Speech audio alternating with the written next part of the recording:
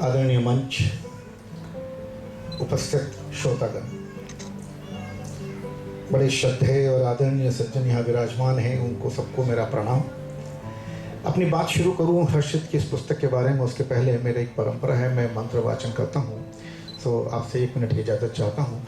ओम सहना भवतु सहनौ भुनक्तु सह वीर्यं करवावहै तेजस्विनावधीतमस्तु मा विद्विषावहै। ओम शांतिः शांतिः शांतिः। नमस्कार। इस मंत्र के वाचन का यहाँ कोई उपयोग और उपादेयता समझ में नहीं आ सकती है, तो मुझे यहाँ बैठे बैठे याद आया जब मैंने इस मंत्र का एक व्याख्या स्वामी सुबोधानंद जी से, चिन्मय मिशन के स्वामी सुबोधानंद जी सुनी थी, तो मुझे लगा ये समय सटीक है जब इस मंत्र की चर्चा करूँ मैं। इसमें शब्द आया तेजस्विनावधीतमस्तु, और उन्होंने व्याख्या की थी कि तेजस्वी कहा गया है, ओजस्वी नहीं कहा गया है। तो मुझे बड़ा संशय हुआ कि इसमें क्या फर्क पड़ता है, ओजस्वी तेजस्वी सब एक ही तो बात है। तो उन्होंने बताया महाभारत के युद्ध में कर्ण ओजस्वी थे और अर्जुन तेजस्वी थे। जब समय आया ज्ञान का उपयोग करने का तो कर्ण उसे भूल गए। ज्ञान उनके पास था इसलिए वो ओजस्वी थे, पर समय पर अर्जुन अपने ब्रह्मास्त्र का उपयोग कर सकें ये क्षमता थी, इसलिए वो तेजस्वी थे। ज्ञान अनेक लोगों को ईश्वर ने दिया है। हर्षित तो बहुत छोटा बालक है, पर जो अपना ज्ञान लोगों तक पहुंचा सके वो तेजस्वी, और जो सिर्फ ज्ञानवान वो ओजस्वी। तो मैं इस तेजस्वी युवक हर्षित को इस पुस्तक के लिए बधाई देता हूं। साधुवाद हर्षित को, हर्षित के प्रेरणा के स्रोत को, परिजनों को, सभी बधाई के पात्र हैं कि इतनी कम उम्र में इस बच्चे ने, इस बालक ने, इस युवक ने इतनी अच्छी पुस्तक की रचना करने का साहस दिखाया। Success hidden with in you. तू ही सागर तू ही किनारा, ढूंढता है किसका सहारा। अभी आदरणीय कल्ला साहब ने बताया, अपना दीपक आप भव, be a lamp for your own life. अपने पर भरोसा कर। You are a tremendous power house, you are immense power within you, you have lot of potential within you. अपने पे विश्वास कर, अपने पे संदेह मत कर, अपने पे संशय मत कर। एक एटम का फ्यूजन या फिशन एटॉमिक एक्सप्लोजन कर सकता है, और हम और आप तो लाखों अणुओं की सत्ताधीश बने बैठे हैं। हजारों लाखों एटम हमारे शरीर में समाहित हैं। सिर्फ एक एटम फ्यूजन और फिशन अगर विस्फोट कर सकता है तो ये लाखों एटम की ऊर्जा क्या नहीं कर सकती है, ये हर्षित ने करके दिखाया। सक्सेस की बात की थी हर्षित ने, और अनेक व्याख्याएं हैं, अनेक परिभाषाएं, अनेक ढंग से समझा गया है। एक साधारण सी परिभाषा है, success is progressive attainment of one's own goals. सफलता अपने ही लक्ष्यों की उत्तरोत्तर प्राप्ति है, पर इसके लिए आवश्यक है अपने आप में झांकने की और अपने लक्ष्य को चिन्हित करने की। ईश्वर ने हर किसी व्यक्ति को कोई न कोई प्रतिभा के साथ जन्म दिया है। आवश्यकता उस प्रतिभा को पहचानने की और उसी प्रतिभा के क्षेत्र में अपने लक्ष्य को निर्धारित करने की। तभी हम अपनी प्रतिभा का संपूर्ण उपयोग कर पाएंगे और ईश्वर के प्रति ऋण मुक्त हो पाएंगे। हर्षित मेरा विद्यार्थी रहा है। हर्षित, आज तुम गुरु ऋण से मुक्त हुए।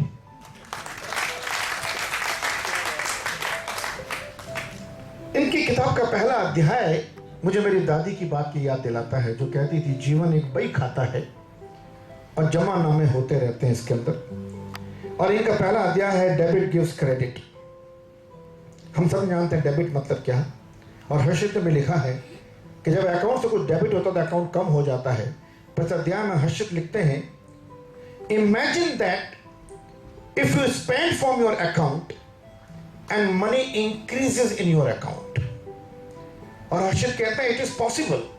आप अपने खाते में से खर्च कीजिए और खाते में पूंजी कम नहीं होगी, खाता में पूंजी बढ़ेगी। और आगे एक्सप्लेन करते हैं ये, क्योंकि इस पूंजी का नाम है आशीर्वाद, शुभकामनाएं, दुआएं, और यह खाता है आपका जीवन।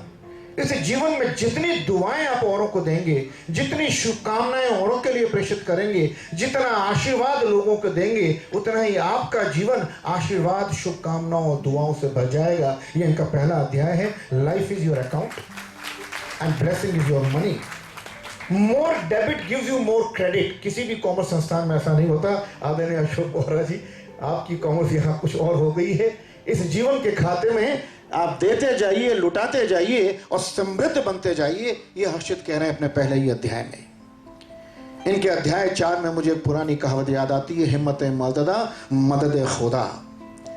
और ये कहते हैं जिंदगी के इस रास्ते के आखिरी छोर पर एक सुनहरी पेटी है, एक पिटारा है, और उसमें एक चमकती हुई तलवार पड़ी है। On the end of the path, on the other end of the path, there is a golden box, and in this golden box there is a shining sword. And on your path there are thorns, there are pebbles, there are enemies, there are creatures who create hurdles in your progress. जिंदगी के इस पथ पर जब आप आगे बढ़ेंगे, उस सुनहरी पेटी में से उस शाइनिंग चमकती हुई तलवार को निकालने के लिए, तो जाने कितने कांटे और कंकड़ आपकी पथ पे लोगों ने बिछा रखे होंगे, कितने लोग अवरोध बनकर खड़े हो जाएंगे। इन सब से पार पाएंगे तो चमकती तलवार मिलेगी। और उस पिटारे का नाम, उस पेटी का नाम दिया इन्होंने comfort zone. Unless you come out of comfort zone you can not succeed. एक प्रोटेक्टेड एनवायरमेंट में रहते हैं हम, सुरक्षित वातावरण में रहते हैं, सुविधाजनक स्थितियों में रहते हैं। उन स्थितियों से बाहर आने का साहस नहीं करेंगे तो हम वही करते रहेंगे जो आज कर रहे हैं, और जो आज कर रहे हैं वही करते रहे तो वही पाते रहेंगे जो आज पा रहे हैं। अगर कुछ अतिरिक्त पाना है तो कुछ अतिरिक्त करना होगा, कंफर्ट जोन से बाहर आना होगा। कहते हैं ये the name of the pot, the box is comfort zone, and name of the shining sword is the courage, साहस। अगर कंफर्ट जोन से बाहर आएंगे तो साहस आपका अंदर जो भरा पड़ा है वो आपका साथ देगा, और तब इस जीवन के पथ पर आप वो कांटे कंकड़ जो आपके रास्ते में बिछा रखे लोगों ने, जो भय है, I can not do it. अभी इन्होंने कहा था LK के लोग क्या कहेंगे। मैं याद दिलाता हूं इनको अपनी क्लास MK की। मैं कैसे करूं, मैंने कभी किया नहीं, मैं पहली बार कर रहा हूं। भैया जिंदगी में जो भी काम कर रहे हैं कभी ना कभी पहली बार ही किया था। जब मां के सुरक्षित गर्भ से पैदा हुए थे उस क्षण सोचा होता मैं तो मां के सुरक्षित गर्भ में तरल में श्वास ले रहा था, आज वायु में श्वास कैसे लूं, मैंने कभी सांस ली नहीं है, तो उसी दिन टैम बोल गए होते। पटेनी बोले, वहां बोले, नॉस्ट्रिल्स खुले, air rushed in, lungs swelled up and we started respiring. We did it. ये आपकर हमने किया था। अपने आप पे विश्वास कीजिए। हम 12 वर्ष की उम्र तक ऐसे ऐसे अवरोधों को पार कर लेते हैं जिनकी कल्पना बाद के जीवन में की ही नहीं जा सकती। अरुणिमा सिन्हा हाथ और पांव नहीं होने के बावजूद 2-2 बार माउंट एवरेस्ट को विजय कर गई। उसे जिस समस्याओं का सामना करना पड़ा होगा वो भी तुच्छ है, गौण है उन समस्याओं के सामने जो आपने और मैंने 12 से 14 वर्ष की अवस्था तक मां के गर्भ में आए उस दिन से लेकर 12 से 14 वर्ष की अवस्था तक हमने जिन अवरोधों को पार किया है वो बहुत बड़े अवरोध थे। हम चलना नहीं जानते थे, चलना सीख लिया। हम बोलना नहीं जानते थे, बोलना सीख लिया। हवा में सांस लेना नहीं जानते थे, सांस लेना सीख लिया। और ये सब कैसे हुआ? आपके साहस से हुआ, हमारे साहस से हुआ। मैं बच्चों से कहता बेटे मावड़ी बोलता, तू अंग्रेजी क्यों नहीं बोल पाता? सर मावड़ी तो आप ही आ गई। अरे गर्ल सब आप ही की नहीं आवे dopa. You have to learn it yourself. जब मां ने पहली बार पानी ऑफर किया होगा पीने के लिए, बच्चे को कहा होगा भूपी भूपी, और 8 महीने के बच्चे जिसकी आवाज नहीं निकल रही थी, उसने जब पानी की आवश्यकता हुई तो मां की तरह अपने होठों को गोल किया होगा और चौड़ा किया होगा। हुई, भूपी नहीं बोल पाया होगा, गिलास पे हाथ मारा होगा। हुई, he read the lip movement and he associated the lip movement with the kind of service being offered to him, and next time when he required this service he made the same lip movement, and suddenly one day vocal cord operated and he started creating the sound boo pew. We learned it. घुटनों के बल चलता हुआ बच्चा सोच ले मैं कभी 2 पांव पे नहीं चला, मैं कैसे चलूं? तो वह आज भी विकलांग हुआ चारपाई पे पड़ा होता, पर उसने असफल होने का साहस किया। कहा हर्षित ने कुछ गलतियां हो सकती है। हर्षित गिरते वही है मैदान जंग में जो घुड़सवार होते हैं। अरे वो तिफल क्या खाक गिरेंगे जो खुद घुटनों के बल चलते हैं। रेंगने वाले कीड़े मकोड़े कभी कहीं नहीं गिरते। जो ऊंचाई पर चढ़ने की कोशिश करते हैं सिर्फ वही गिरते हैं। तो जब जब गिरे खुश हो जाइए, आप उन करोड़ों लोगों से बेहतर है जो कीड़े मकोड़ों की तरह जमीन पर रेंग रहे हैं। आप ऊंचाई पर चढ़ने की कोशिश कर रहे हैं, अपने आप पे विश्वास रखें और इसी तरह आगे बढ़ते रहें।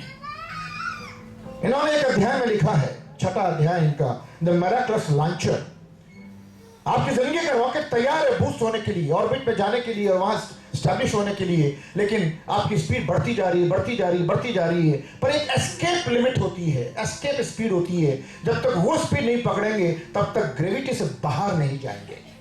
हर्षित कहते हैं आपका रॉकेट तैयार है पर आपका लॉन्चर अभी तैयार नहीं हुआ, क्योंकि लॉन्चर में खास तरह का ईंधन नहीं भरा आपने, इसलिए आप एस्केप लिमिट नहीं पकड़ पा रहे हैं। एंड दैट ईंधन, that fuel is your self confidence. I can. Rhonda Byrne अपनी किताब में कहती है, law of attraction the Secret, the quality of thought you have, the quality of thought you implant in universe bounces back to after being executed. जैसा विचार आप अपने स्वयं के बारे में ब्रह्मांड में संप्रेषित करते हैं, वैसा ही आपके जीवन में घटित होता है। इसी को हमारी बातों में कहा गया है, मन के हारे हार है, मन के जीते जीत। और इसी बात को 80 साल पहले स्वामी शिवानंद ने द माइंड पावर किताब में लिखा था, thought is energy and we all know energy never dies. ऊर्जा नष्ट नहीं होती, रूपांतरित होती है। और स्वामी शिवानंद उस किताब में कहा था, thought is energy, so always have positive thought about your own potential, your own capacities, your own future. अपने भविष्य के बारे में नकारात्मक बातें मत कहिए, सिर्फ सकारात्मक सोचिए, मैं कर सकता हूं। If you think you can, you are right, you can. If you think you cannot, you are right, you cannot. आप नामुराद, नामाकुल, जाहिर, काहिर, गंवार है, आप कुछ नहीं कर सकते। तो सिर्फ ये सोचिए, मैं कर सकता हूं। सपना देखिए। इस अध्याय में कहते हैं, have a dream, your dream life, live your dream life with your self confidence.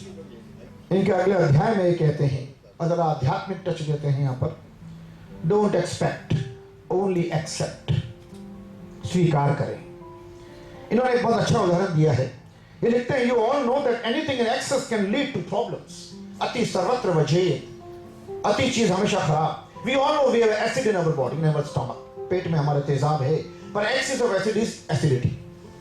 तो आगे लिखते हैं, this causes acidity, to reduce acidity use antacid that will dilute the excess acid. In your life there is presence of acid. Sometimes it gets excess. That acid needs to be diluted. उसे पतला करना जरूरी है। As it can cause problems in your life, to dilute it, we need a special kind of diluter. वो इस acid को कमजोर कैसे करें? जिंदगी में जो तेजाब भरा पड़ा हमारे रास्ते में, उस तेजाब को हल्का कैसे करें? उस डाइल्यूटर के रहस्य खोलते हैं। आगे कहते हैं, that diluter will solve all the problems in your life. Let us know this special diluter and know what types of acid it can dilute and how. अब ये कहते हैं वो डाइल्यूटर है एक्सेप्टेंस, स्वीकार भाव, एक्सेप्ट। और वो तेजाब है हमारी जिंदगी में fear, anger, depression, complex feeling, anxiety, sadness, jealous.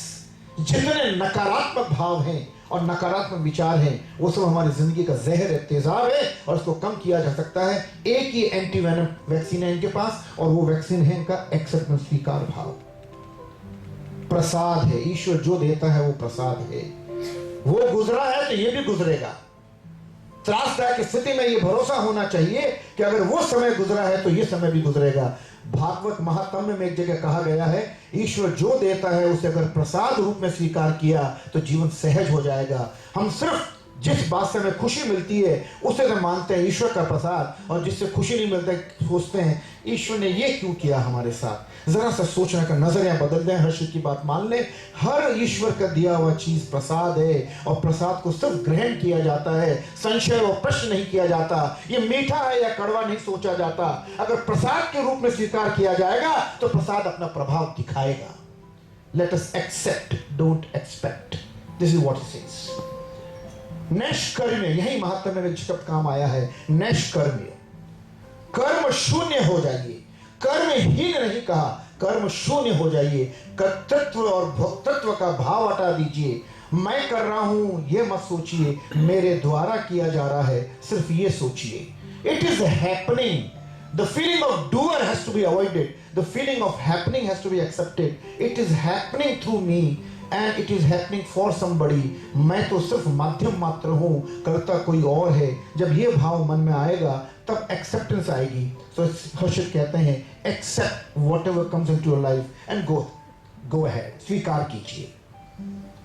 एक और इनका अध्याय है the incredible holder, incredible holder. और यहां एक हिंदी में से अनुवाद कहता हूं मैं, शासन से पूर्व अनुशासन है। शासन बाद में आएगा, पहले अनुशासन आएगा। हर्षित कहते हैं 11वें अध्याय में, you have to discipline your life, you have to restrain.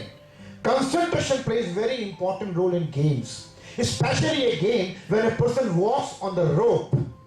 बहुत फोकस होना पड़ता है रस्सी पे चलते वक्त, और रस्सी बहुत कसीली होनी चाहिए। अगर रस्सी जरा भी ढीली है तो उस पर चाहे कितनी भी कंसंट्रेशन हम नहीं चल सकते हैं। हर्षित कहते हैं ये जिंदगी जो है ये खेल है, और ये जो रस्सी है ये आपका अपना सपना है, आपका अपना चुना हुआ लक्ष्य है। अगर आप अपने चुने हुए लक्ष्य की रस्सी पर अपनी जिंदगी को चलाना चाहते हैं तो रस्सी को कस के रखिए, ढीला मत छोड़िए।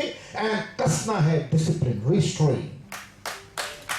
अगर अनुशासन नहीं है तो अपना इच्छित लक्ष्य प्राप्त नहीं कर सकते आप। एक बच्चा पतंग उड़ा रहा था, हवा तेज चल रही थी, पतंग ऊंची चली जा रही थी, डोर से खींच मांग रही थी और उसको ढील देने में बहुत वक्त लग रहा था। एक हाथ से चरखी पकड़ता था, एक हाथ से ढील देता था, पर पतंग को कैसे कंट्रोल करूं, परेशान था। पिता से बोला, पिताजी पतंग तो बहुत ढील मांग रही है, इतनी तेजी से मैं ढील दे नहीं पा रहा हूं, पतंग ऊंचा उड़ना चाह रही है, क्या करूं। पिता ने कहा, हाथ से ढील मत दे, चरखी को दोनों हाथ का लूप बना के हाथ में पकड़ ले, चरखी अपना घूमेगी गोल गोल गोल गोल, और चरखी खाली हो जाएगी, पतंग ऊपर चली जाएगी। उसने ऐसा ही किया, पतंग ऊपर ऊपर चढ़ती रही, सारी डोर खाली हो गई। वो बोला, पिताजी डोर पूरी खत्म हो गई, पतंग तो अभी भी ऊंचा जाना चाह रही है, हवा के झोंके बहुत तेज है, मैं डोरी तोड़ देना चाहता हूं। पिता ने क्या करके देख ले बेटे। बच्चे ने डोर काटी और जैसा उसने सोचा था वैसा ही हुआ। हवा का झोंका लगा और वो टूटी डोर वाली पतंग और ऊंची आकाश में उड़ती गई। थोड़ी देर बाद हवा थम गई। अब जो होना था वो हुआ। टूटी पतंग ना जाने कहां जाके गिरी, लूटी गई, पिटी गई, फटी गई। और पिताजी मुस्कुरा कर बोले, बेटे ये डोरी है, ये तुम्हारे जीवन में हम पिताओं और गुरुओं का अनुशासन है। अगर ये लगा रहेगा तो पतंग की सेफ लैंडिंग हो पाएगी। किस्मत साथ देगी, हवा का झोंका आएगा तो ऊंची छलांग लगा लेगा, पर जब किस्मत साथ नहीं दे रही होगी तब अगर अनुशासन तेरे जीवन में होगा तो सुरक्षित धरती पर आ पाएगा, तेरे पांव जमीन पे टिके रहेंगे। Fly high but remain grounded, ये इनका लेसन है। Restrain yourself, discipline yourself. आखिरी एक अध्याय इनका लेता हूं मैं, 15वां अध्याय, द एवरलास्टिंग आउटफिट। एक ऐसी पोशाक है आपकी जो हमेशा चमचमाती रहती है और लोगों को आकर्षित और प्रभावित करती रहती है।